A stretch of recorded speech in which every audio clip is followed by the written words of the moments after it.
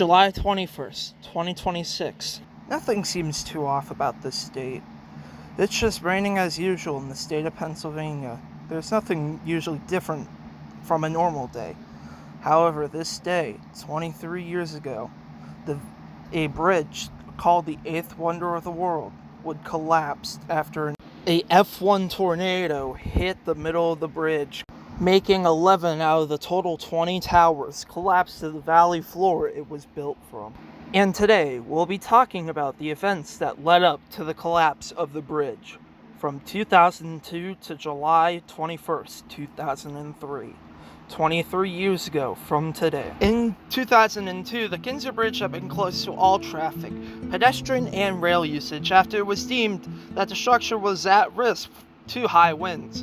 Engineers had determined that during high winds, the bridge's center of gravity could shift, pulling weight onto only one side of the bridge and causing it to fall. An Ohio-based bridge construction and repair company had started work on restoring the Kinzua Bridge in February of 2003. On July 21st, 2003, construction workers had packed up and were starting to leave the site when a storm had spawned. A tornado was spawned by said storm and had struck the Kinzua Bridge, snapping and uprooting trees nearby and down below in the valley. The Kinzua Bridge would also be struck too, as well as causing 11 of the 20 towers to collapse. There was no deaths or injuries. The tornado was produced by a mesoscale conservative system, or MCS as I will refer to from the rest of this. I'll put the actual name of it on the screen. As a complex of strong thunderstorms that had formed over an area that included eastern Ohio, western Pennsylvania, western New York, and southern Ontario. The MCS had traveled around 40 miles per hour, or 60 kilometers per hour. As the MCS had traveled across northwestern Pennsylvania, it formed into a distinctive comma shape. The northern portion of the MCS contained a long-lived mesocyclone, a thunderstorm with a rotating updraft that is often conductive of tornadoes. At approximately 1520 EDT, I'll put that in normal times, the tornado had touched down in Kinzua Bridge State Park, a 1 mile, or 1.6 kilometer, from the bridge. The tornado was classified as an F1 on the Fujita scale, had passed by the bridge and continued for another 25 miles. It was estimated that the tornado was 1/3 of a mile wide, I'll put that in other terms, and it had left a path of 3.5 miles long.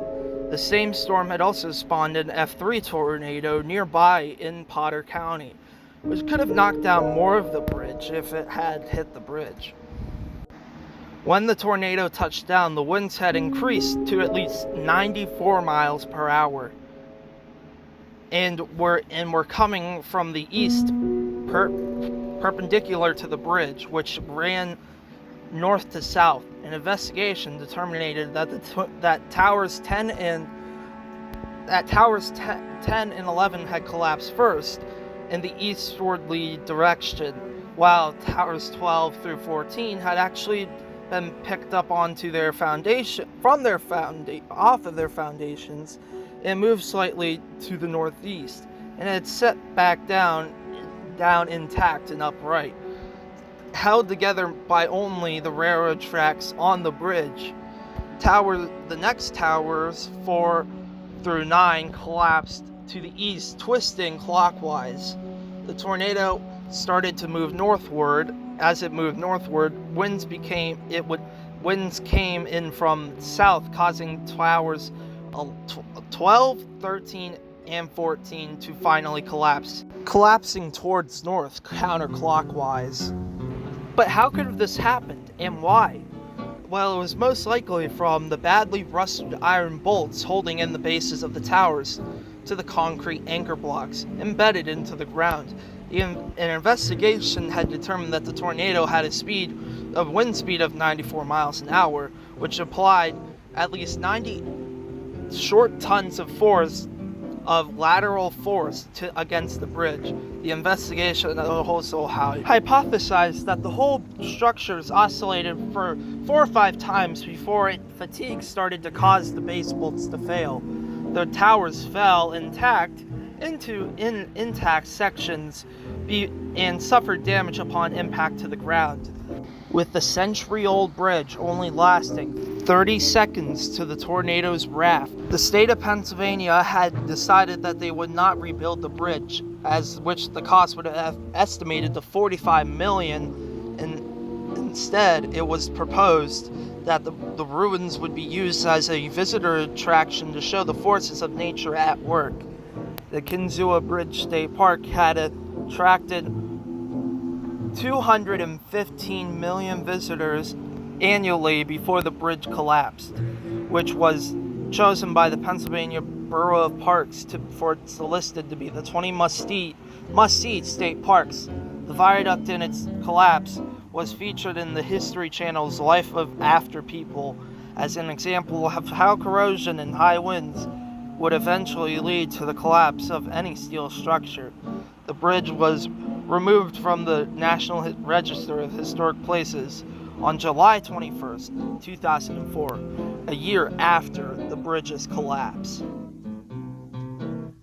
Knox and Kane was forced to suspend operations too, as they had also suffered, as that was their main attraction, was to run across the Kinzua Bridge. And after a 75% decline in number of passengers possibly brought about the bridge's collapse, the Kovach Corporation bought the Knox and Kane tracks and property owned by the railroad, including the locomotives and rolling stock. The Kovach Corporation, which also owns the East Broad Top Railroad and was the company that owned the Kinzua Bridge before selling it to the state in 1963, the company had disclosed plans in 2008 to remove the tracks and sell them for scrap, to make it for the right-of-way to establish a rail trail. The state of Pennsylvania had reimagined the Kinzua Bridge State Park as anchored by a skywalk, with a viewing platform and a network of trails. It was released that the $7,000 in design for the bridge and reconstruction, in design and repairs to the remaining towers, and the planned development to the rest of the park, including adding hiking trails as well. Facilities in June of 2005. In late 2005, Pennsylvania Department of Conservation and Natural Resources, or DNCR, put to $8 million proposal for a new observation deck and visitors center, with plans to allow access to the bridge and a hiking trail, giving viewers of the fallen towers. The skywalk was opened on September 15th, 2011, with a ribbon-cutting ceremony. The skywalk consists of a pedestrian walkway to an observation deck with a glass floor at the end of the bridge, allowing views of people of the valley directly down below.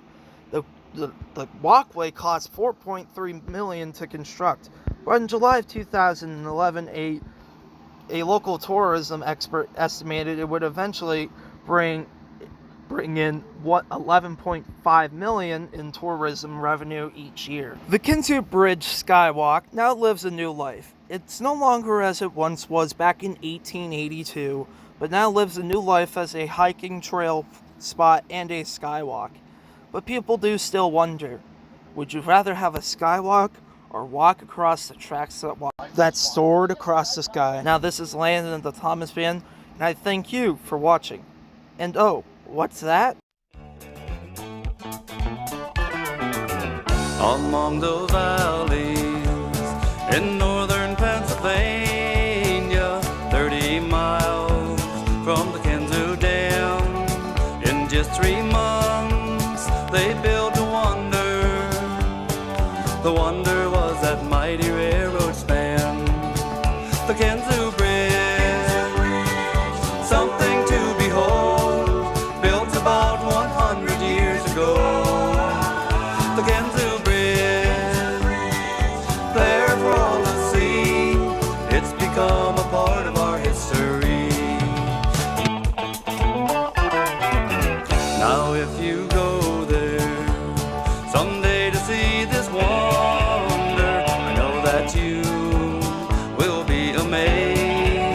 That's it, you'll feel